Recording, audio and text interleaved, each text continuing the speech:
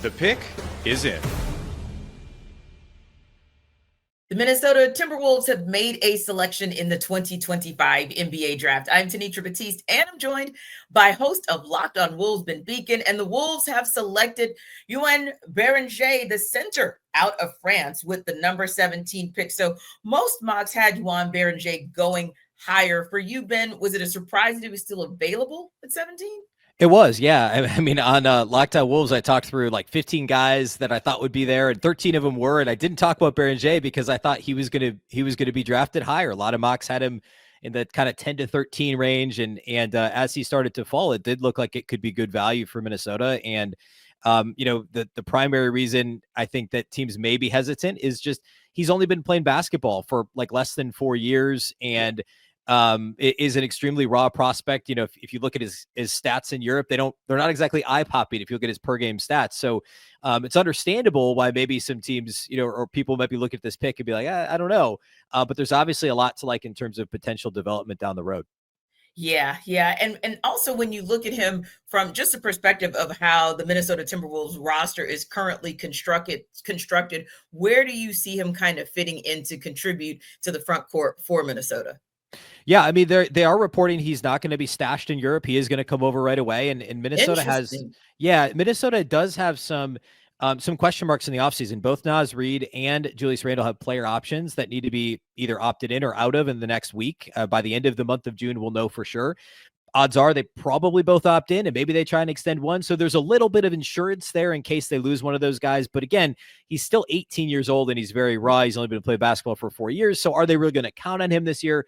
Probably not. I would say this is more of a, what's the plan after Rudy Gobert? And he's certainly more mobile than Rudy. He's a different player than Rudy Gobert, but he is the best shot blocker in the draft. And he is a big. There's no offensive game. There's no perimeter game to speak of on offense. He's a lob threat. He's a role guy offensively. Rudy Gobert has like 3 more years on his deal after his most recent extension, at least 3 more years plus a player option. So does he become the primary backup if one of Naz or Julius Randle's gone in the next year? Probably. But I don't think he's going to be asked to play, real backup center minutes right away, assuming that at least one of, if not both, Naz and Julius Randle are back next season. Yeah, so it would be more like a stash, to your point, not so much stashing him overseas, but maybe just stashing him on the depth chart, which is good because when you think about where Minnesota was, obviously the Timberwolves didn't go as they had envisioned as far as the postseason goes, but certainly you're looking at a team that wants the opportunity not to just have the chance to kind of upend and go higher and further than they went this year, but also kind of looking down the road, to your point, what is this going to look like for the next couple seasons, especially when you think about a loaded West. So we talked a lot about what some of Beringer brings to the table, just in terms of maybe where he needs to improve. And like you said, at 18, sky's the limit. But what do you feel is like maybe that biggest upside for him, assuming that it's more that he has a higher ceiling than a floor? Yeah, I mean, the ceiling is gigantic for him. I mean, he's already the best shot blocker in the draft. He's not 19 years old. He's ultra athletic. He's got a 7'4.5" wingspan, and he's a legit 7 feet. And indications are he's still growing.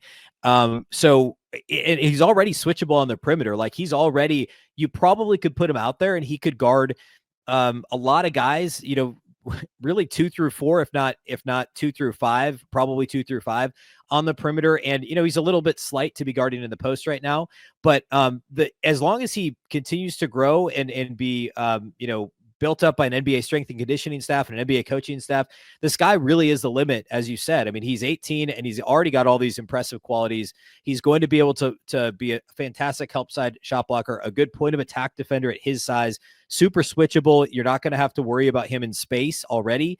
And the offensive game is where all the growth needs to happen. But because he's so young and he's not awkward, given his size and his wingspan, he really is nimble. He's fluid. He's got really fluid hips and that helps on both ends of the floor, especially defensively. But the question is, what can the offense turn into? He really is a blank slate. And that's the biggest question, is like, he doesn't do much other than catch lobs and finish around the rim right now on offense. But because of how fluid he is defensively and clearly has an impressive ability to pick things up quickly from a scheme standpoint, there is a lot of upside on the offensive end too, just because he's going to keep getting better. And he already is so talented in such a huge athletic frame, that, as you said, the sky really is a limit for Beringer.